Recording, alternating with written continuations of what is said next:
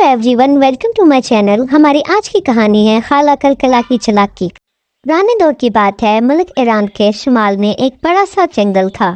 जंगल बहुत घना था और इसमें बहुत से खूंखार दरिंदे रहते थे। इस जंगल के पास एक गांव था। इस गांव में खुश अखलाक और अक्लमंद बूढ़ी खातून रहती थी। इस बूढ़ी खातून को सब छोटे बड़े खाला कलकला कहते थे और इसकी बहुत इज्जत करते थे। खाला कलकला बच्चों से बहुत प्यार करती थी। खाला कलकला की एक ही बेटी थी जो इस घने जंगल और खतरनाक जंगल के दूसरी तरफ गांव में रहती थी। काफ़ी दिनों से खाला कलकला का जी चाह रहा था वो अपनी बेटी और दामाद से मिल आए। चुनाचा एक दिन सुबह सवेरे उन्होंने ज़रूरी सामान की गठरी बनाई और बेटी से मिलने चल पड़ी। खाला कलकला ने बेटी के यहाँ जल्द से जल्द पहुँचने के लिए जंगल का रास्ता चुना।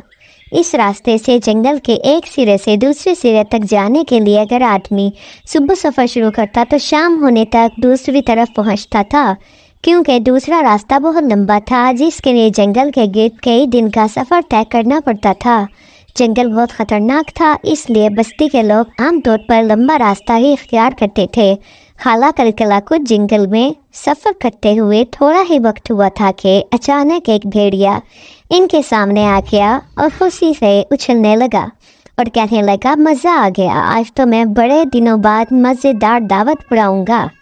खाला कलकला अपने सामने भेड़ियों को देखकर पहले तो घबरा गई, मगर फिर हौसले से काम लेकर भेड़िए से कहा, भेड़िए मियाँ, क्या हाल है आपका? बहुत खुशी की बात है कि आपसे मुलाकात हो गई। मैं अपनी बेटी और दामाद से मिलने जा रही थी। भेड़िए ने खाला की बात काटी और दांत कचकचा कर बोला, बड़ी भी बहुत मुश्किल है कि तुम आगे जा सको, क्योंकि 2 दिनों से मैंने कुछ नहीं खाया। अब मैं तुम्हारे लजीज गोश्त से अपनी भूख मिटाऊंगा। खाला कलकला को भेड़िए के इरादों का अंदाज़ा हो गया। वो फ़ौरन बोली, देखो भेड़िया मियाँ, अभी तो मैं बहुत कमज़ोर हूँ। बुढ़ापे की वजह से मेरे जिस्म पर गोश्त भी नहीं रहा। देखो तुम्हारे सामने हड्डियों का ढांचा खड़ी हूँ। तुम यूँ करो, अभी मुझे जाने दो। मैं कुछ दिन बाद बेटी के यहाँ होप के आऊँगी तो बेटी के हाथ के अच्छे बने बने खाने खाकर सेहतमंद हो जाऊंगी।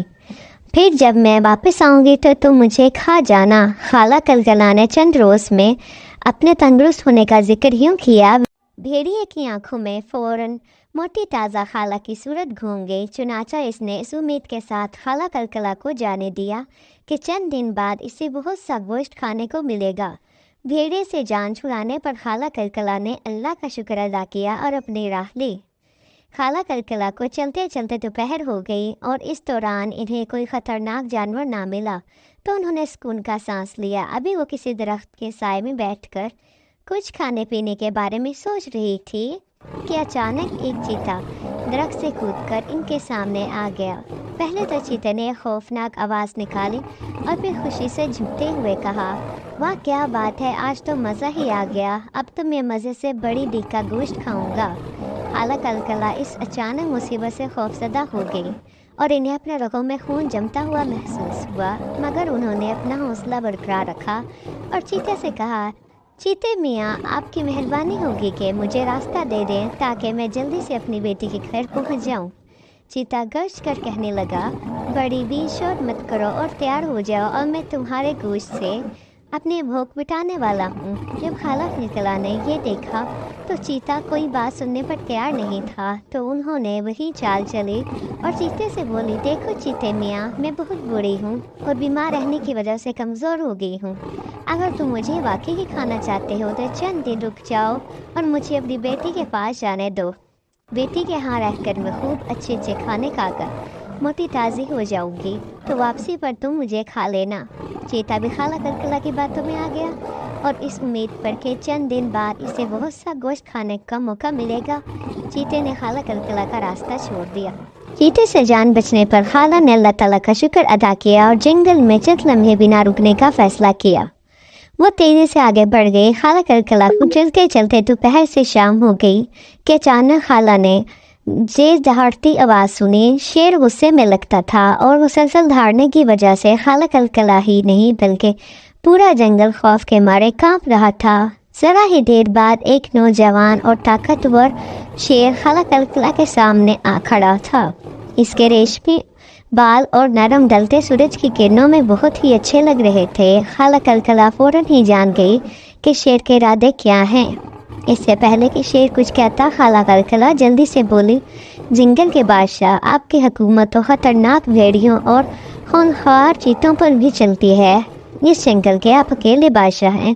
किसी की क्या मजाल कि वो आपके सामने आ सके। खाला कलकला ने शेर की बहुत तारीफ की और थोड़ी ही देर बाद कहने लगी, अरे जंगल के बादशाह, मैं अपनी बेटी से मिलने जा रही हूँ। अभी तो मैं बहुत कमज़ोर हूँ। कुछ दिन बाद अपनी बेटी के यहाँ मुर्ग पुलाव, कौरमा और कबाब और बहुत से मज़े के खाने खाकर मोटी ताज़ा हो जाऊँगी। फिर जब मैं इस रास्ते से वापस आऊँगी तो तुम मुझे खा लेना। शेर खाला की बातों में आ गया और खाला को वहाँ से जाने दिया। शेर ने खाला से कहा, ठीक है तुम जाओ, मैं कुछ देर बाद तुम्हारी वापसी पर तुम्हें खा लूँगा। शेर से जान छुड़ाने पर खाला कलकला एक बार फिर अल्लाह का शुक्र अदा किया और अपनी मंजिल की तरफ चल पड़ी। जब वो जंगल के दूसरे किनारे पर आबाद गांव में अपने बेटे के पास पहुंची तो रात हो चुकी थी। बेटी और दामाद जब खाला कलकला को अपने पास पाया तो बहुत खुश हुए और फ़ौरन ही उनकी खातिर में दावत करने लगे। खाला कलकला को जब अपने बेटे कहाँ रहते हुए बहुत दिन हो गए तो उन्होंने वापसी का इरादा जाहिर किया। खाला ने अपनी बेटी से एक बहुत बड़ा कद्दू लाने को कहा, जो वो फ़ौरन ही ले आई। खाला कलकला ने चाकू से कद्दू को अंदर से खोखला करके अपनी बेटी से कहा, मैं इसमें बैठ जाऊंगी और तुम कद्दू के सुराख को बंद करके इस पर बहुत सा गंदा और बदबू वाला मसाला लगा देना। इसके बाद इस कद्दू को जंगल के रास्ते पर फेंक देना।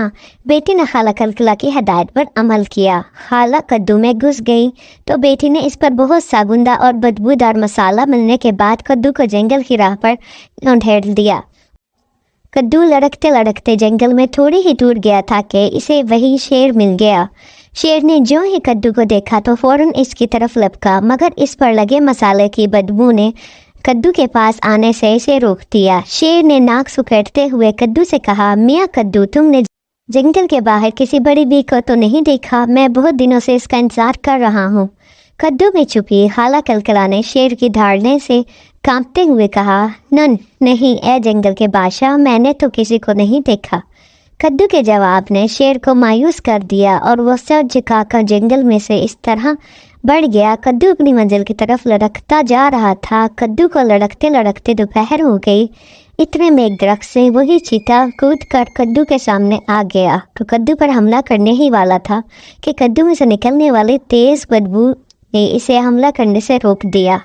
वो अपनी नाक पर हाथ रखते हुए बोला, कद्दू, तुमने रास्ते में किसी बड़ी बी को तो नहीं देखा?